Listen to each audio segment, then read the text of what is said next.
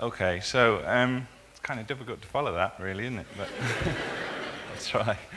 Um, so I seems to be on a bit of a talk junket at the moment. I did a talk last week it's not something I do very much, but just the autumn season is upon us, and it's the season for talks, I guess. So I did a talk last week to the people who designed phones for Nokia.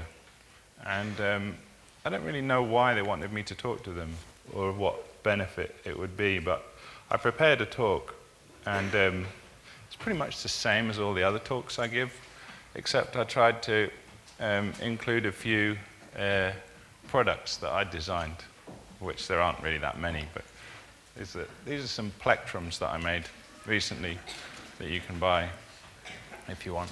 It's a tube map cover that I designed. Not very helpful. But yeah, this isn't a product. I suppose it is a product, it's a sculpture. It's kind of a different kind of product, very specialized market. I guess I'm kind of better known for doing drawings, and I get criticized sometimes for doing sculpture because people say it's not as good as the drawings, but I don't know what they expect me to do about it, except stop, I guess. And I'm not going to stop. So I've made photographs, and I guess I made photographs of public artwork that I made, which kind of became photographs, I guess. And these works became quite iconic. And I've branched out into doing tattoos for people, which is kind of by accident. I've done a few record covers, but not for too many famous bands, I guess. Done a couple of pop videos. Even done some illustration on occasion for book jackets. But I'm best known for doing drawings. And I guess this is my sort of default setting, being a kind of cartoonist of sorts, even though I do a lot of other stuff. I think the thing for me is that I'm not really hindered by craft, in that I can't really draw.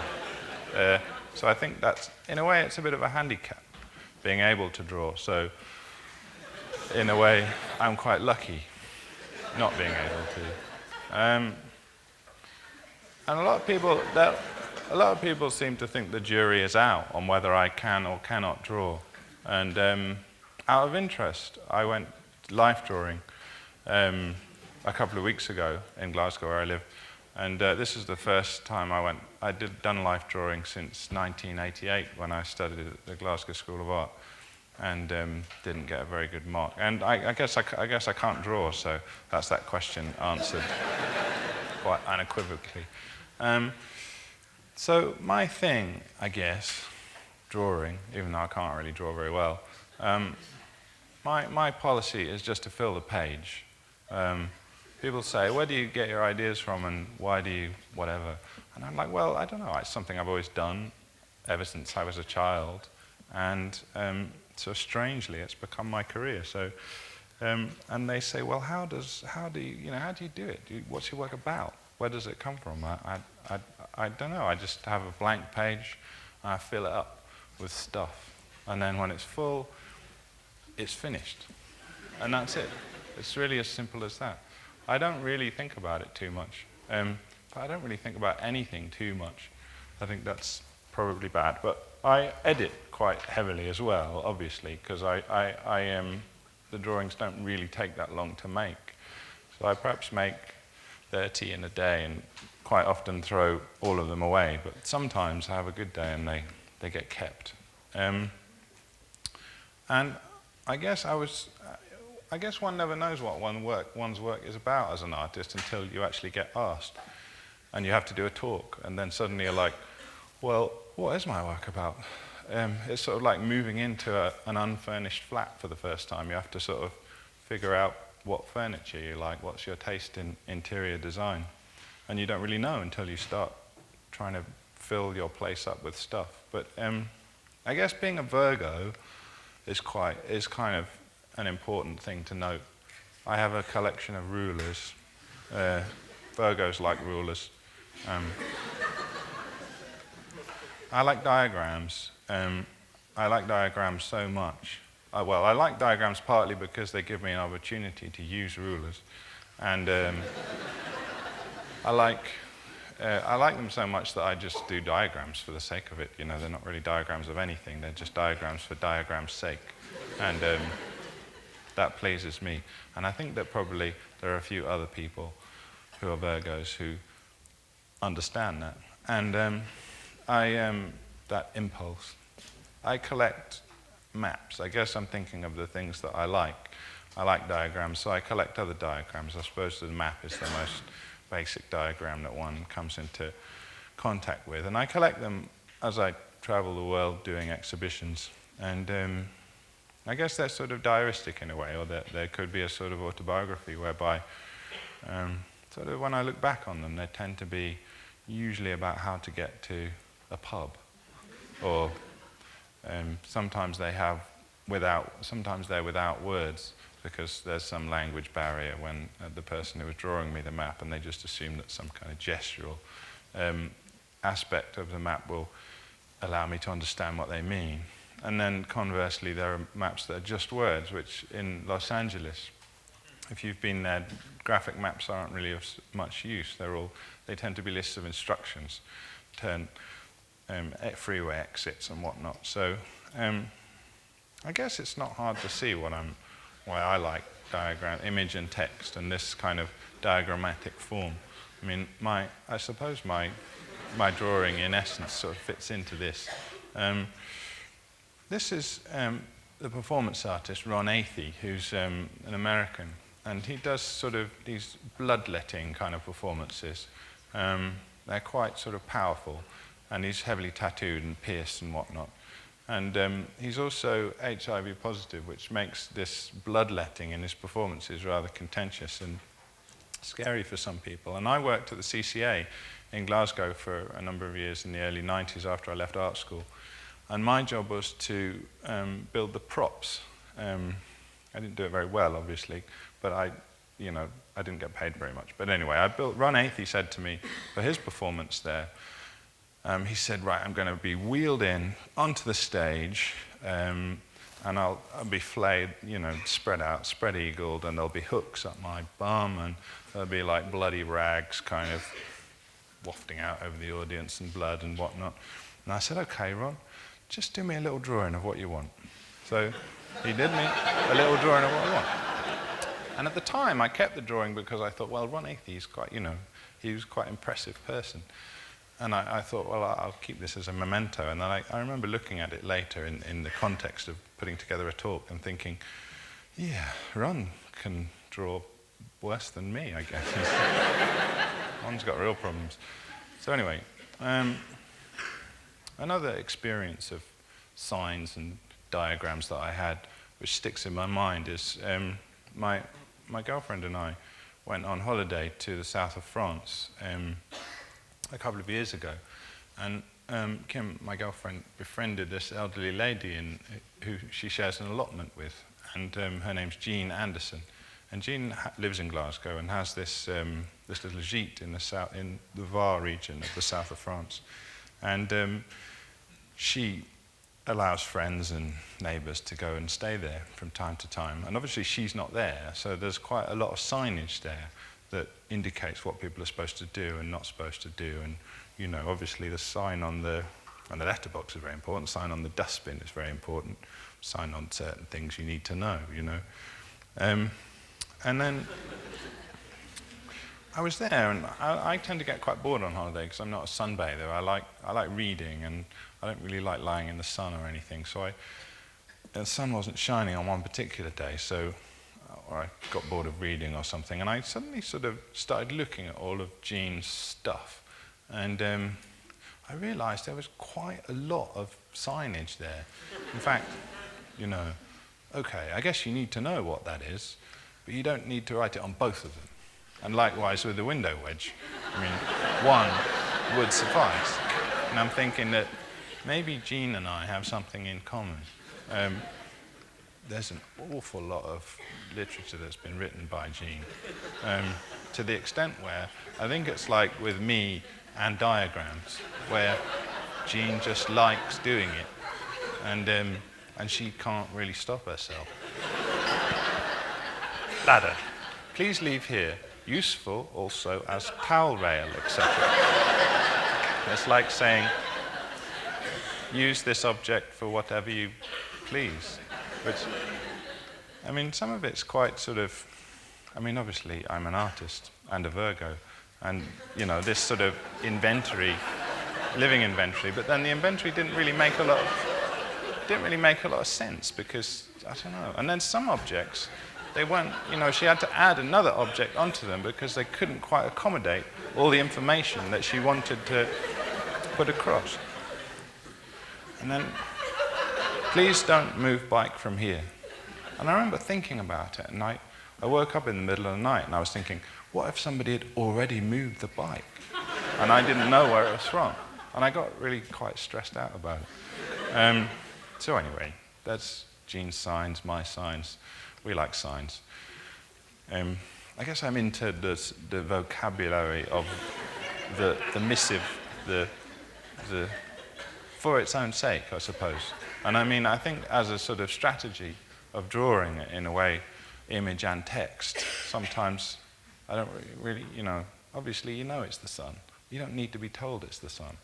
But somehow saying it is the sun makes it the artwork somehow. Maybe you need to know that there's babies in there, I guess, so that's different. And you perhaps would need to know that that was a prostitute.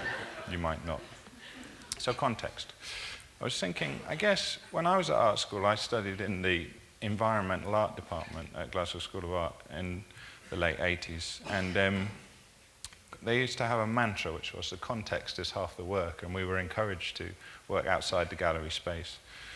And I guess I took this on board and always felt that I was a real, well, I wouldn't call myself an environmental artist, but I have a real interest in public art and art outside the public, outside the gallery space. And I've made a lot of work over the years that usually mostly kind of signage, but it's something that I keep going back to. And I guess, you know, once you take these things outside the gallery space, they become very interesting and sometimes slightly worrying and dangerous. I guess, like, you know, I'm not really like Banksy in that I'm not really very bold in terms of the interventions I make outside the gallery space. I guess it's because I'm a bit of a coward, really, you know, just drawing things on the beach when you're on holiday. A lot of the work, well, there's quite a lot of work I made on holiday, actually, which sort of probably should think about that. A lot of the work I also make is very close to my house as well, which is another thing that sort of suggests that I perhaps need to fish a bit further from the shore, as it were. But I sort of see, made a lot of work in Kelvin Grove Park, which was right next to where I live, still is kind of quite near to where I live. So I guess it's an extension of the studio to some extent, if you're being kind. And if you're being unkind, you'd perhaps say I just don't have the balls to make proper graffiti. Strangely, this is an image that is a sort of signature piece for me. But if I'd known at the time that I was making a signature piece, I don't know. I wouldn't have put my phone number on it. But tattoos, I suppose tattoos are a very different context as well, and a very loaded context. And I'm not really quite sure how the tattoo thing happened. I guess somebody had a picture of a tattoo, of a piece of my work, and sent it to me, and then it sort of started the ball rolling. And then I think a while after that, this is maybe 2 or 3 years ago, a girl sent me an email. I was answering my emails one evening. Said, would you design me a tattoo, because I love your work. So I just did a little drawing really quickly and scanned it immediately and sent it to her. And I sort of, in a way, it was sort of, well, I wasn't taking the piss or anything, but it was just sort of, you know, that's the way that I work. It's very intuitive, and it's very, you know, and obviously I knew that it was very much at odds with the decision one makes in getting a tattoo, because obviously that's going to stay there. So I was interested in that, but I wasn't ridiculing it. I was just sort of trying to reconcile the situation. And anyway, 4 days later, she sent me an email to say she'd had it done. And I was like, oh God, and I felt sort of slightly embarrassed because she'd also had it done kind of downstairs, as it were, and which probably makes sense, in the underwear line is probably good, because then, as it turns out, your mum can't see it, because it turns out she's 15 years old, which I didn't know. I didn't know until I actually went to meet her. Because I said, oh, well, I'd like to put some images on my website. Could I come and take a photograph of it? Not knowing, A, that it was downstairs, and B, that she was 15 years old. So I took a very hasty photograph in my studio, and I twigged, and she was like, do you want to take a proper photograph? And I was like, no, that's fine, got it. So anyway, over 18s only from now on. We live and learn, and stay out of jail, hopefully. So I don't know how I feel about tattoos. It all happened by accident, really, as I said, and and also it has a sort of self-perpetuating quality to it, because I was on some Danish TV program one time, and I was being interviewed, and the guy started talking about tattoos, and I'd done tattoos, and they're on my website, and would I design him a tattoo? And I did a tattoo for him that said, I love telly or something. And then there was this influx of Danish people and people from southern Sweden asking for tattoos, and it still hasn't stopped. Obviously I didn't do this one, but it just illustrates that one can go too far. Misunderstanding the context. I guess that's part of my thing, I'm interested in the context and misunderstanding it. I have a big collection of found stuff, a la Found magazine, found.com, which I've had for years, and I guess it grows and grows. And I sort of pour through it occasionally. And I guess I love the fact that it arrives context-free. I suppose that's what's interesting about it. It's not necessarily misunderstanding the context, it's not having a context, so you have to guess at it yourself. This is two sides of a postcard that I found. And I looked at the postcard one day and I thought, saucy postcard. And then I read the text on the back. Dear Edna Wall, having a nice time, weather unsettled, but having plenty of rest and plenty of food. See you soon. And I thought, well, that's very much at odds with the photograph, sort of formal, banal, and then this rather obviously kind of sexual image, and I guess I'll never know. Anyway, I've sort of set about, in a way, deliberately misunderstanding context, because people think of me as an illustrator. They tend to think of me as an illustrator if they are themselves illustrators, whereas I suppose I see myself as a fine artist, primarily cartoonist perhaps, but anyway, I kind of like illustration commissions, because I see it as a sort of drawing project. Somebody just sort of tells you what to do, and you do a drawing, and for me, I can't draw, so it doesn't really matter. They're going to get the same thing anyway, so it's fun. But Esquire in Japan, I did a regular thing for them every month for a couple of years. And what I really liked about the project was I never met them and never spoke to them on the phone, never been to Japan. And they sent me an email brief in broken English, because obviously English is quite a challenge for a lot of Japanese people. And also, it's a double challenge to actually give somebody a brief for a visual project via email. It's very difficult anyway, even when you speak the same language. But anyway, and also, there was this cultural difference as well, I guess. But I kind of loved that. I loved the fact that it was just sort of meaningless. It was like, the theme of this issue is we love sweets. Japanese are captured the heart by sweets, such as cakes and chocolate. Not only women, but also men should have the knowledge of sweets like food and wine in these days. Therefore, the special story is about sweets that men should know as grown men. So I had no idea what they were asking me to do, but I did it. And they always liked it. I always had a policy of sending it on deadline day. And so they couldn't send it back, I guess. But then they were actually very disappointed when I sort of said I didn't want to do it anymore. But I guess the joke wore thin after a while. I published a book in Germany that's in German. And nothing wrong with that, except that I don't speak a word of German. And I translated it myself. And I did it. It was kind of based on an idea by a book that was published at the end of the 19th century by a Portuguese guy called Pedro Carolino, who was a writer, we think, and he, for some bizarre reason, decided to make an English phrase book of sorts, even though he didn't speak any English, and he spoke some French. So he got a Portuguese-French phrase book and a French-English phrase book and translated it. Translated this really bizarre English phrase book. Because English doesn't really have any masculine and feminine forms, it's sort of quite surreal. But anyway, I sort of decided to do my own version of this in German, because I speak, well, very, very rudimentary French, but I had an English-French dictionary, a French-German dictionary, and made this book. And I just sort of did it very quickly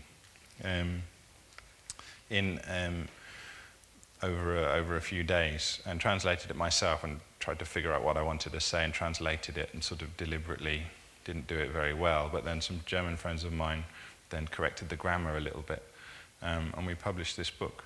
But the interesting thing was, because I'd done it so quickly, I didn't actually understand what I'd done. I couldn't remember what I was trying to say. So when the book was actually published, which was quite a number of months later, I had no idea what it was. I didn't, it was just foreign, even though I'd done it. And I quite liked that. I liked the fact that my German friends were reading through it and they were going, and I was like, what's it like? And they were like, it's kind of weird. Funny, but weird. Anyway, so I liked the fact that I'd made this book that I didn't actually understand. One of the first books that was published of mine by a proper publisher was translated into Swedish. And I went to Sweden earlier this year to do a residency, and I realized that it wasn't a very good translation. But anyway, it was kind of a pointless translation as well, because every Swede that I've ever met speaks better English than I do. So I was once written a fan letter by the comedian Dylan Moran, and I was rather flattered by this. And a friend of his passed this letter on to me, said, oh, Dylan Moran really loves your work, and he wanted to write you this fan letter. And I was like, wow, thank you very much. And I got it home and I realized it was completely illegible. I couldn't read, I just didn't understand what he was trying to say at all. And so it needn't have been a fan letter at all. I made a drawing once, and I was thinking about it. And it was actually, I was on the phone to somebody who I didn't like, and I didn't want to talk to. And I'm not very good at confrontation. So I was just sort of like, yeah, fine, that's fine. No, I'll do that. Yeah, I'm sure I can do that. No problem. Thanks. Oh, excellent. Okay, bye. Arsehole. And then I realized I'd done this drawing while I'd been talking to this guy, getting quite agitated. And it sort of occurred to me that it was completely unconscious. It was a bit like Henri Michaud, the surrealist, where he took LSD and made these paintings and drawings. And essentially I was doing the same thing, but without taking LSD, just talking to an objectionable person on the phone. Back to my collection. One finds these a lot in phone boxes in London. I like these sort of graphicless, just sort of statements, of things. And I'm like, I know what a beard is, and I know what the verb to caress is, but I don't know what a beard caress is. And I kind of want to know, but then again, I kind of don't want to know. So I like finding fragments of just missives and things that things arrive without context. And I read them, these short texts, and after a while they seem to become more profound. The more you read them, they sort of become like haiku or something, like they distill in your mind. To whom it may concern, all these specks are for short-sighted eyes. And then you think, that's really interesting. You could imagine, I don't know, like a poet reading that. And I don't know. Anyway, so I started to do a cartoon, a proper cartoon for the Independent on Sunday, in I think 98, 99 maybe. And it was kind of okay, but then they started missing out text and parts of the image from the drawings I sent them. And it was very, very annoying, because my work doesn't mean a great deal in the first place, but once you start taking the text away, I don't know, it's like somebody had editorial pretensions in the graphics department. This drawing is of a sort of Christmas tree, and the the text at the top says polystyrene cup, but it's supposed to say underneath, celebrating Christmas with the dope smokers, or something like that. But without that, it means nothing. And this happened every week, and I got really angry. And, time to reflect. You wouldn't think that you could mess with that. It's almost as if, I kind of respected them in a way, because they were really, really, really fucking with me. And eventually they fired me as well before I could leave, which really pissed me off. So anyway, a few years later, I started doing a thing for The Guardian. And so my solution was, there was a box around it. Everything inside the box is mine. Don't mess with it. Then I got the sack from them as well, but who cares? So, herpes. I was in, a lot of my anecdotes seem to be about Germany for some reason. I don't know if I spend a lot of time in Germany, but anyway, I was in Germany again, and I had a cold sore on my lip, and I said to my friend, I have a cold sore. And he was like, oh yeah, you have herpes. And I was like, I don't have herpes, I have a cold sore. I know it's the same virus and everything, but we don't call it herpes. Herpes is just for venereal disease. And he was like, yeah, I know, but we call it herpes. And I was like, well, I've got to go to the chemist and get some of the cream. And he was like, well, you have to say you have herpes. And I was like, okay. And for some reason, I sort of thought, will you write it down for me, the word herpes, just so that, I don't know, so there's no misunderstanding. And I don't know why, but I just sort of went into the chemist, and I guess I'm quite a shy person, so I just gave herpes. And she was like, yeah, you have herpes. Anyway, it occurred to me that with my website, I have quite a lot of traffic, and also do illustration commissions from time to time. And I kind of like this, but because I'm unhindered by being a good draftsman, I feel I can kind of do whatever I want. So I sort of did this project called the Poster Project, where people would send me a description of an event that they would like a poster for to advertise, and I would design that poster based on very limited description that they gave me, and quite often I would ignore the description and just have the basic information.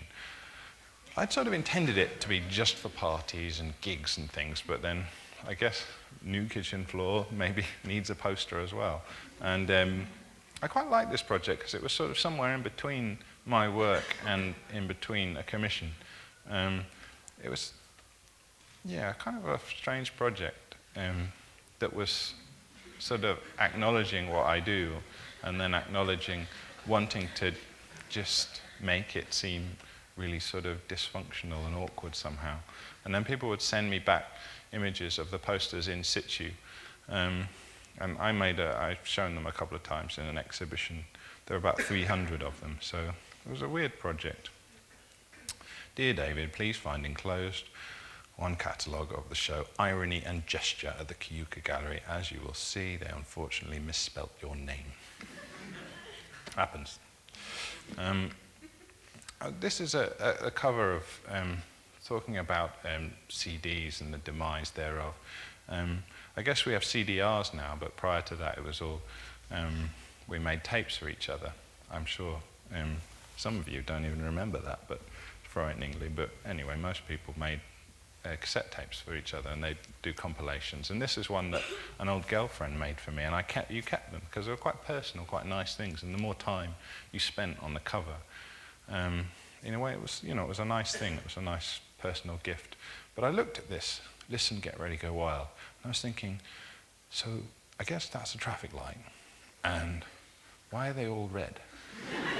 And I started thinking about our relationship. And then, anyway, this is my friend Rupert, who I was at school with. And Rupert is the manager of a Salvation Army shop in London. And he finds a lot of the stuff that I have in my collection. I guess it's sort of his and his wife's collection as well, because they helped me collect it. But they hit the mother lode about a year ago. They found a dream diary from, but I guess it's quite an archaic dream diary. It's quite, I mean, I would assume the dream diary is sort of a modern phenomenon, but then I suppose it isn't at all. Freud's been around for a long time, so I'm guessing at the age of it, perhaps the 60s, I don't know.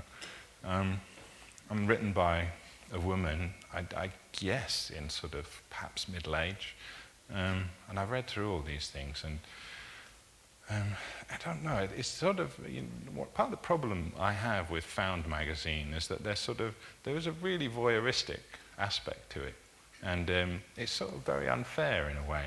And also, what really bothers me about it is they actually trade in these objects as well, commercially. And I think in a way these things are sort of property, obviously they're the property of the people that made them, but then they're the property of the world. You can't really sell a dream diary.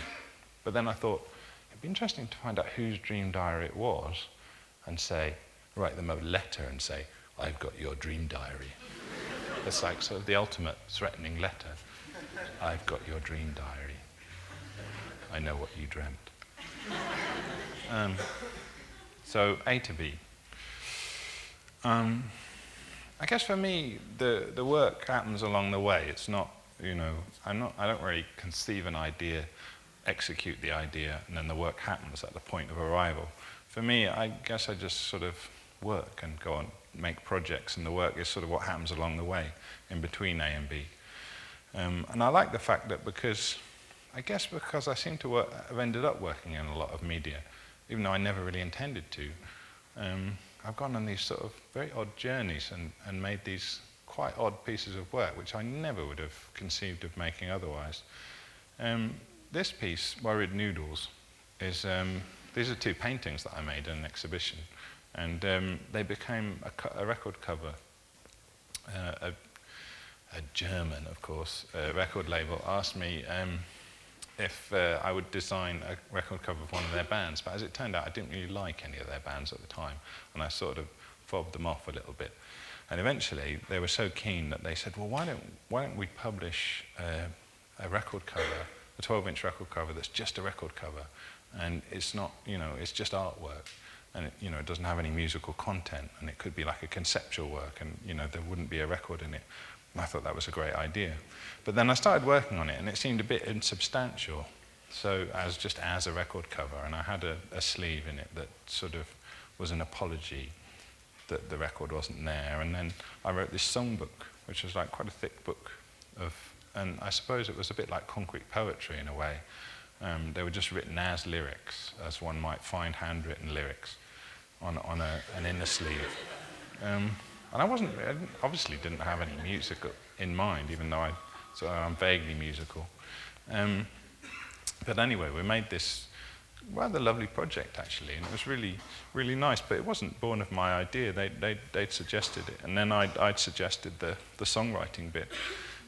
And then, kind of inevitably, I guess, they suggested that we make a CD version of it and invite lots of bands and musicians to make music based on my lyrics. And they turned into this amazing project, which was kind of just something I'd never trying to figure out how to turn the sound on. But this is it was a really weird project, and it had some very famous musicians on it and some not very famous. But this is Scout Nibbler, who's a particular favourite of mine. And then she I guess in a way it was like people, it wasn't my project at all really, because it was based on something that I'd done, but then I kept getting these MP3s sent to me of people like David Byrne singing my lyrics, and it was kind of weird. It was like it was fantastic, wonderful, but then weird in a way that I can't describe. It was sort of like people were pretending to be me or something. But a great project, but a bizarre project.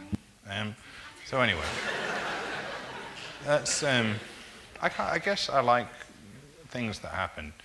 You're hanging around your friend's house and he's dressed up as a rabbit, and then you're taking a picture of him with the flash and he gets red eye, and it's great. And it's like the Easter bunny. I love it when things like that happen. Squashed ladder. This is another one of my sculptural pieces that people seem to have such a problem with, but for me, they're quite consistent. You know, you've got a ladder, what shall I do with it? I'll bash it up and stick it in the gallery.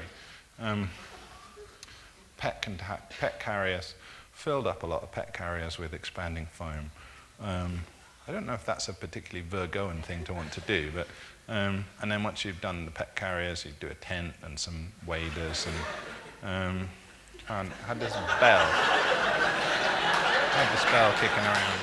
So that's what happened, you know.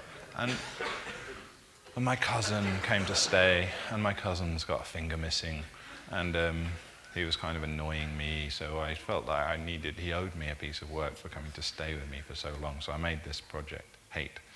But a lot of people who see the photograph don't notice that he's actually got a finger missing, and just think that, you know, he's just giving people the thumbs up, but obviously they don't look hard enough.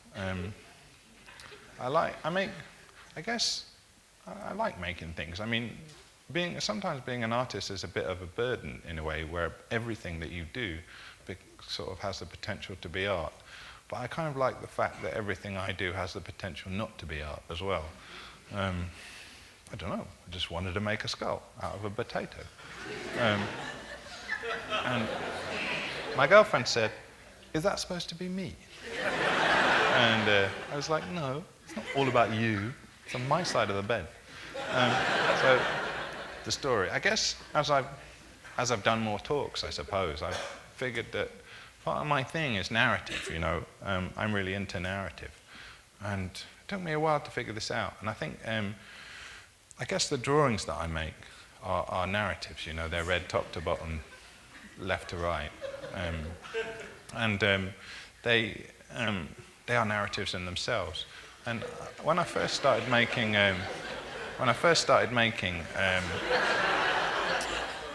drawings, people quite often suggested to me that I should make animation, and I guess you know, even the sculpture work I have, it's all, you know, it's narrative, you know, it's a fragment of narrative which you fill the rest in yourself.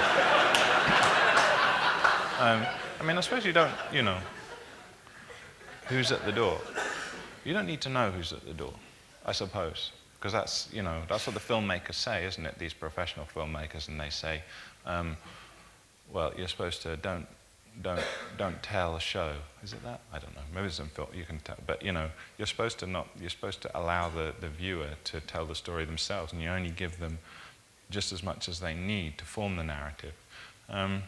But when I started thinking about making animation, I suddenly thought, well, I do one drawing, and that sort of, you know, and that's it. I don't ever redraw anything, not very often anyway, unless I spill coffee on it. But and I, you know, part of the scribbling out and the crappy aesthetic of my work is born of that, not wanting to redraw anything, not do it twice. But animation, you do one drawing and then you do 4,000 similar drawings, and it's the antithesis of everything I wanted to do. So it took me quite a long time to get my head around, making animation, because I was sort of, I don't know, my way of telling stories was just bound up on one page, for the most part, or 1 tooth, 3 teeth. So anyway, this is quite a recent film that I made, just recently. I haven't really actually shown it yet, but it's called Ones. You'll get it before very long. So this is kind of an example of a film that I've made. This is me having been making films, I guess, for 9 years now, I think. It was 2000, the first animation that I made. But the first few that I made were all commissions. And I think I just took on commissions in order to figure out how my work fitted into animation. So I work with animators, obviously. I can't do anything like this myself. I just do the drawings and send them and tell them what happens. And I record the sound as well. But I did a few web-based things, and I did a bit of advertising stuff, and I did a bit of did some pop promos, and did film titles. And I guess up to that point, and then I eventually got some money with a friend of mine, Chris, who's an animator, and we made a film for Channel 4, a short film. And that was quite good. It was like 7 minutes long, and it was a script, and it was based on one of my books, and we had an actor and everything. And then after that, that kind of went down quite well, and we won an award or something. And then Chris got some money from a film company to make a feature film. This was about 3 years ago, and I started writing the script for the feature film. And then after a while, I don't know, and I had real problems doing it, I guess, because 90 minutes is like, you know, my things are, I don't know, 5 seconds. And suddenly I was asked to do this thing that was 90 minutes.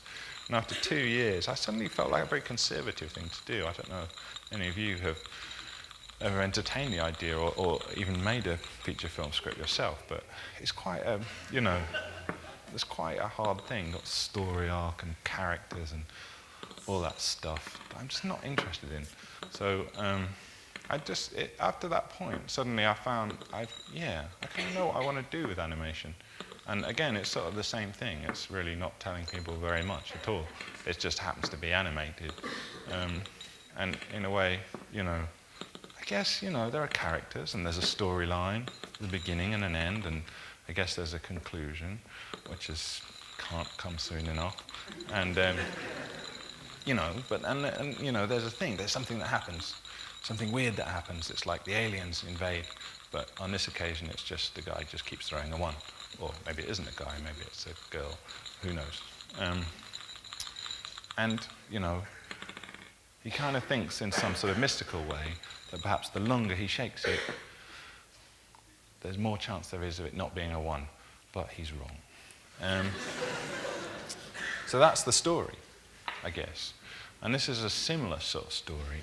I guess this is, I mean, these two films perhaps aren't really that representative of everything that I've done. So I've done some very narrative things that are very short stories, but again, very punctuated with actors and music and whatnot. And this piece, I guess it's sort of an homage in a way, or a continuation of the Martin Krieg piece that won the Turner Prize, which I'm actually very fond of. It's certainly not ridiculing that at all. I love conceptual art, and I love his work as well. But in a way, I sort of thought it was kind of like quite nice to make an animation about that in a way. In a way, this film is sort of just about that other piece of work to a certain extent. And I made a similar film called Sleep, which is like Andy Warhol's Sleep, which is another, I mean, quite fond of his films as well. And so I just made an animated version, just one of my characters sleeping, kind of. As for sort of, his is 8 hours and mine's 8 minutes, but it's looped, so it kind of goes on forever. But again, you're sort of invited to think about, you know, you're telling them absolutely nothing, but I guess the guy's dreaming, so you're invited to think about what he's dreaming about, perhaps. Anyway, I'm on time, and I guess I've run out of things to say, so that's good.